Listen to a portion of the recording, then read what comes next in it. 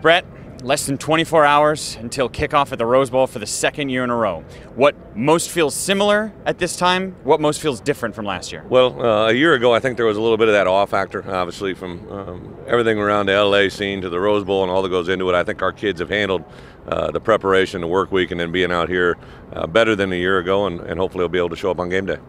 Take me back to the end of the game last year, the locker room, right after the loss. What do you most remember from that? Well, the one thing that you know about bowl games is it's that last feeling that you're going to have that you'll carry forward to the next season. So I think our guys knew that they lost to a very good football team in TCU, a team that was undefeated, ended up number 2 in the country, and we lost a couple points. But they did have that taste that they could get back there. I said it to them in the locker room that this is a team that could return a year from now, and to come full circle to be where we're at is a very rewarding experience.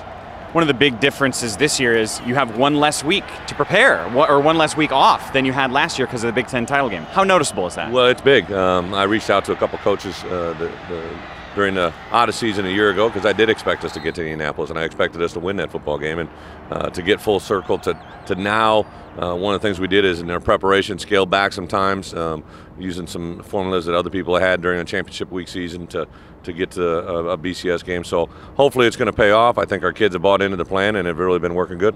And you've mentioned before a bit of a change in the routine this year. How big of a difference will that make, you think? Well, I think it's been great because you can see with our kids, they've really practiced with great energy. I think their legs are fresh and hopefully be able to play a 4-quarter game. But it really goes back to not just the final days into our preparation, but going back to the early days of December and coming out of that championship game and to beat Michigan State the way we did. And for that emotionally to tie into our bowl season has been special. You talked earlier this week about how special teams might end up being a difference maker. How so? Well, we got 2 senior kickers. Brad Norman, who's going to the Senior Bowl, I think is one of the best in the country, and Phil Welch has joined us from the 5th week on and been very reliable. So those 2 guys play an important role, but also whether it be the right guard on punt, the left tackle on kickoff return, everybody has to realize that any given play during the course of this game for 4 quarters is going to make a difference.